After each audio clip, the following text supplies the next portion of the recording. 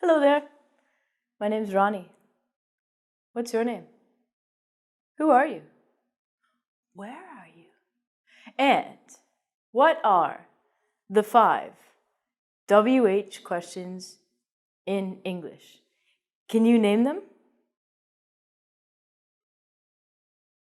6. Oh, I got 6. Let's go to the board and see. In English, we have 5 very common WH questions. People will say the 5 WH questions. There they are. Repeat with me. Who, what, when, where, why, and how. Who, what, when, where, why, how. 6. Again. Who, what, when, where, why, how. When I was learning Japanese and Spanish, the very, very first thing that I learned was the 5 WH questions in Japanese and the 5 WH questions in Spanish. So I recommend that you remember these in English. You've got 5, 6 very important questions that you can ask anytime, anywhere, at any place necessary. You may look at this and go, okay, I see WHO, who, WH, what, that, what. This confused me as a child. Teacher, why is HOW a WH question? What's happening here? What have you done to my young brain? And then I looked at it and go, oh, there's an H and a W, So it is an HWWH question. Then you got your 6. So let's go through and think about why we would use these. WH questions. 4, conversation.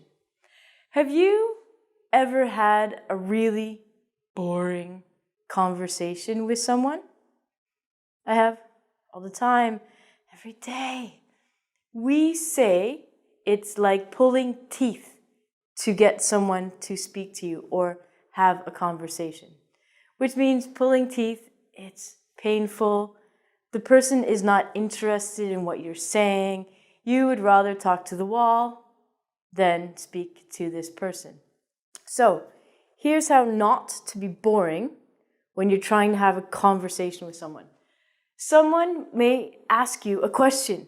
For example, what did you do yesterday? Most people go, nothing. Wow, you're a really cool, exciting person. I don't want to talk to you anymore. Bye-bye. So you can say something as simple like, I ate dinner. Good, we've got something. So you can then continue the conversation with the person and say, oh, who cooked the dinner? And the person says, my mom. Cool. Okay, so you know that this person ate dinner, so they can't be that boring, and you know that they have a mother. 2 points. Can you think of a what question you could ask someone about dinner? What did you eat? Or what did your mother cook? Okay. What did she cook? And the person can go, food. And at this point, I would give up and carry on to a different conversation with another person like you. So I could say to you, hello, when did you start studying English? And you say, 5 years ago. Perfect, okay? So when did you start? Now, you don't have to talk about English all the time because that's kind of boring.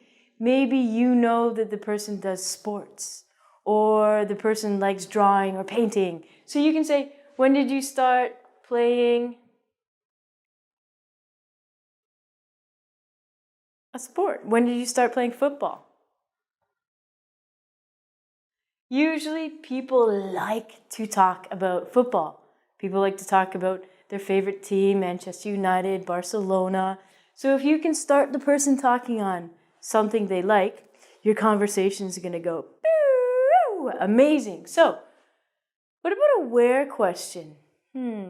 Maybe you are at a meeting or you're in a very awkward social situation where you have to speak to people and maybe the person is not from your country. You can ask them a very simple question like, where are you from?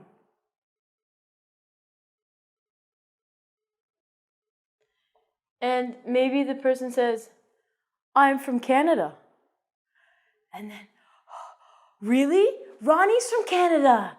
Do you know Ronnie? And the person goes, no? Okay, that's good. Can you think of a why question you could ask someone? Let's talk about food. Why did your mother cook food? That's a strange question. Why do you like football? Why did you start studying English? Okay? And then this crazy one, how? This is kind of a strange question, but there are techniques. You could say, how long? How long have you studied English for? Or how long did you live in your home country? How long did you work at your job? How long did you live? Maybe you're talking to a ghost. That would be cool. And you say, ghost, how long did you live? Okay, how long did you live in your country? So what's very, very, very, very, very, very, very important that I almost forgot was because these are questions, you need to always have a question mark when you're writing. When you're speaking, you know the person is asking you a question because your voice goes up. So I wouldn't say, what did you cook? I would say, what did you cook? Every single time in English you ask a question, your voice goes up at the end of the question.